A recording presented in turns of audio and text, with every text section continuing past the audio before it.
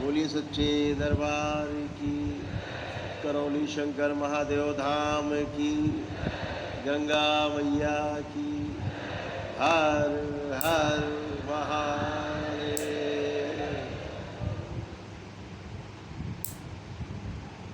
पूर्णिमा की इस महोत्सव पर आप सभी का दरबार में बहुत बहुत स्वागत है।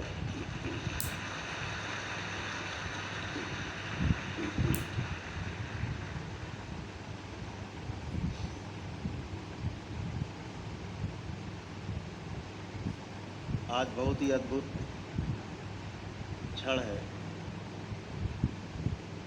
और ये क्षण आपके तमाम जीवन यात्राओं में से एक महत्वपूर्ण क्षण है। जब आज आप बाबा के भक्त से उनके शिष्य बनने जा रहे हैं। आज से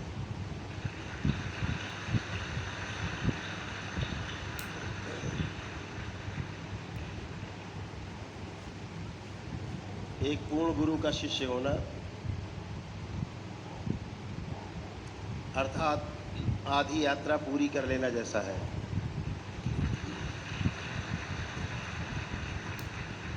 महापुरुष कहते हैं, पहला कदम अगर आपका सही है तो समझो आपकी यात्रा आधी तय हो गई, लक्ष्य आधा प्राप्त कर लिया आपने।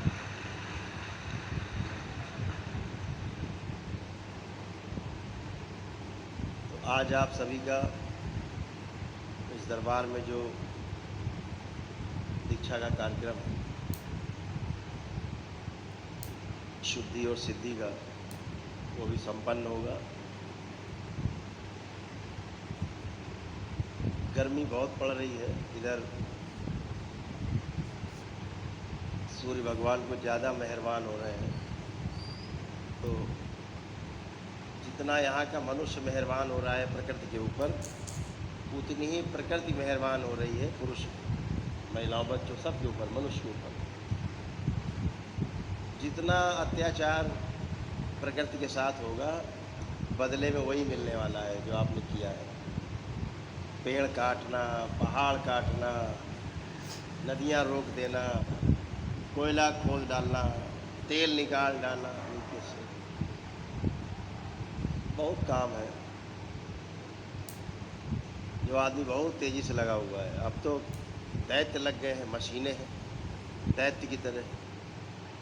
आपको एक पेड़ काटने में दिन भर लगता था, अब मशीन एक ही दिन में 1000 पेड़ काट देगी, 2000 पेड़ काट देगी, ऐसी मशीनें आ गई। दैत्य है। तो जैसा प्रकृति के साथ संघार चल रहा है, प्रकृति के साथ अत्याचार चल रहा है, प्रकृति बदले में उस पर संतुलित करती। प्रकृति कोई बदला नहीं लेती आपसे। आप अगर अपने घर में आपका बच्चा कोई सामान इधर का उधर कर देता है तो आप कोई उसको जान से नहीं मार देते, आप केवल क्या करते हो, फिर से सामान को उठा करके वहीं पर रख देते हैं। यही काम प्रकृति करती है। जब प्रकृति के साथ हम तमाम अत्याचार करते हैं, तमाम विध्वंस करते हैं प्रकृति में, तो प्रकृति उसको फिर बैलेंस करती है। और उस बैलेंस करने में मानव जाति की जो है सब हेकड़ी निकल जाती है एक ही बार में। ऐसे ऐसे धरती डोली, पता लगे कि पूरे पूरे शहर गायब हो गए, सब भूकंप आया, सब गए। एकदम से बाढ़ आई, पता लगे शहर के शहर बह गए। व्यवस्था करती है प्रकृति अपने आप। तो मनुष्य जाति के पास अभी भी समय है सुधरने का। और ये काम कोई रिक्शा चलाने वाला नहीं करता, ये काम कोई पान की ठेली लगाने वाला कोई मजदूर नहीं करता। ये वो कर रहे हैं जो पढ़े लिखे लोग कहे जाते हैं। दुनिया के सबसे ज़्यादा पढ़े लिखे लोग, वो लोग पहाड़ काट रहे हैं, जंगल कटवा दे रहे हैं, नीचे धरती से तेल निकलवा दे रहे हैं, कोयला करके थोड़ा धरती को खोखला कर दे रहे हैं। जो काम जिसका जहाँ पर है, पहाड़ का जहाँ जो काम है वो पहाड़ का काम है, जहाँ समुद्र का काम है वहाँ समुद्र का काम है, जहाँ जंगल का काम है वो जंगल वहाँ बना हुआ है, जहाँ रेगिस्तान होना चाहिए धरती में वहाँ रेगिस्तान है।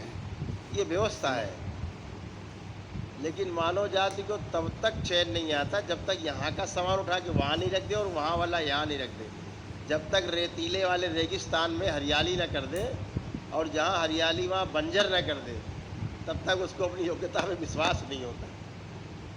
तो ऐसी योग्यता दिखा दिखा के धरती का पूरा नाश किया हुआ है।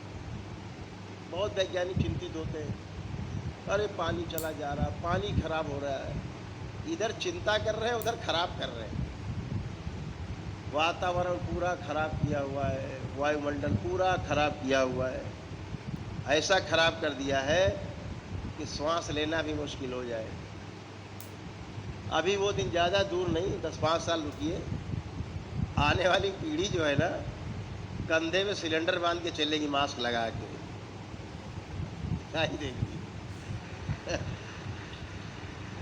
जब तक ये नहीं करवा लेंगे, है ना, तब तक नहीं मानेंगे वैज्ञानिक लोग, कराई के छोड़ेंगे। इतना बढ़िया। इसके बाद अब धरती जो है, जितना करना था कर लिया, आगे सही नहीं दिख रहा होगा कुछ करने को, तो चांद पे चलो, अब मंगल पे चलो, अब वहाँ कुछ नया करना है। अब चांदे गिरा देंगे ऊपर से नीचे। जब तक चांद को ले के नीचे नहीं आ जाएंगे, अब चंद्रमा पे कार्यक्रम बना रहे हैं। पानी नहीं, कोई बात नहीं, पानी पैदा करेंगे वहाँ। ये आदमी कुछ भी करने के लिए, बाबा कहते ना, जो कुछ इस संसार में है वही हम सोच सकते हैं। जो हो सकता है वो हम सोच सकते हैं, जो हो नहीं सकता वो हम सोच भी नहीं सकते हैं। ये व्यवस्था है, इसको हमेशा ध्यान रखिए। अगर हवाई जहाज बनने के पहले, टेलीफोन बनने के पहले, तमाम अच्छे अच्छे यंत्र बनने के पहले, जब वैज्ञानिकों ने इसको बनाने की कोशिश की तो उनकी हंसी उड़ाई जाती थी। पागल हो गया है, ऐसे कोई उड़ेगा? मशीन उड़ेगी हवा में?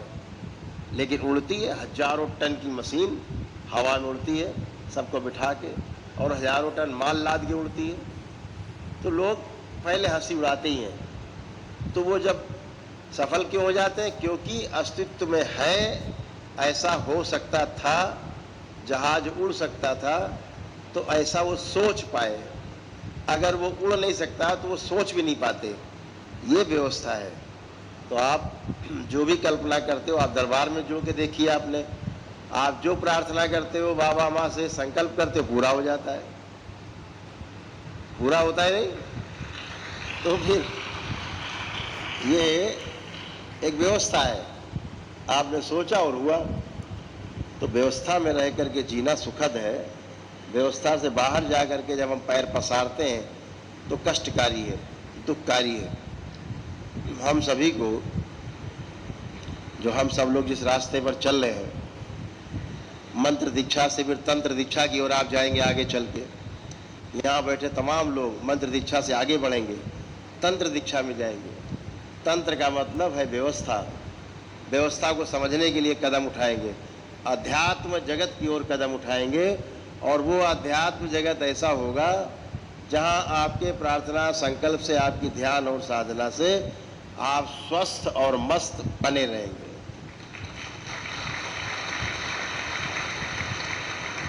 दरबार भविष्य में बहुत बड़ी निधि इस धरती वासियों को, इन धरती वासियों में, इनके बीच में जरूर देगा, ताकि हमेशा स्वस्थ और सुंदर बने रहें। इस दरबार का जो आविर्भाव है वो केवल मात्र बैठ के यहाँ चिकित्सा करने के लिए नहीं है।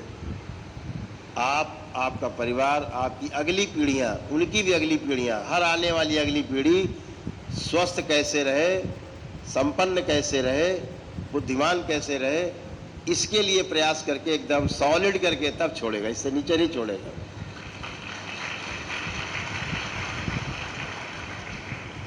जब घर बैठ के सन्यास मिले, घर में ही सन्यासी हैं हम, हैं? उसके लिए छोड़ के जंगल नहीं भागना पड़े, उसको छोड़ करके घर अपना पहाड़ों में नहीं भागना पड़े, अपने घर में ही अपने परिवार के बीच में रह करके हम अपनी ध्यान साधना कर सके, उस ओर आपको धीरे धीरे धीरे धीरे एक एक कदम आपका बढ़ा रहा है, ताकि आप इसके अभ्यस्त हो सके और देखने वाले भी समझ सके कि हाँ बिल्कुल सत्य है, हम बगैर घर को छोड़े, बगैर घर से भागे हुए अपने घर को ही हम स्वर्ग से ज़्यादा सुंदर बना सकते हैं और अपने कुल को तार सकते हैं।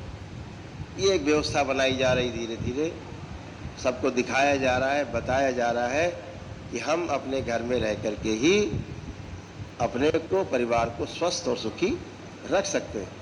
मानव जीवन का लक्ष्य यही है, स्वस्थ रहना, सुखी रहना। हाँ, ये मानव जीवन का लक्ष्य है, स्वस्थ रहना, सुखी रहना। और कैसा स्वस्थ रहना, सुखी रहना? निरंतर स्वस्थ रहना, निरंतर सुखी रहना, बीच में कष्ट नहीं आए, स्वास्थ्य गड़बड़ नहीं हो, दुख नहीं मिले, ऐसा सुखी रहना। तो ये सब आप सब कर पाएंगे, आगे चल के सब कर पाएंगे। धीरे धीरे एक एक कदम आपका सधा हुआ उठेगा। धैर्य की आवश्यकता है। आप सभी ने दरबार में जुड़ करके आस्था पूर्वक, श्रद्धा पूर्वक, विश्वास पूर्वक जो तमाम दरबार के नियम पालन किए और कर रहे हैं पालन, ये आपको नित्य प्रति आपको उसका फल भी मिल रहा है, आपको और आपके परिवार को भी। और विश्वास है दरबार को कि आप सभी मजबूती से अपने आप को संकल्पबद्ध करके दरबार से जुड़ करके, और जो दरबार बताएगा, आपके विकल्प देगा आपको, उस विकल्प पे आप काम कर सकेंगे, आगे चल के निर्विकल्प की यात्रा की ओर बढ़ सकेंगे। ये आपको दरबार जरूर कराएगा। तो आज आप सभी इस पूर्णिमा के महोत्सव पर सब इकट्ठे हैं, चर्चा कर रहे थे गर्मी की। गर्मी से बात शुरू हुई थी, गर्मी बहुत ज़्यादा है, फिर भी फिलहाल कुछ ठीक करने की कोशिश की गई हॉल में।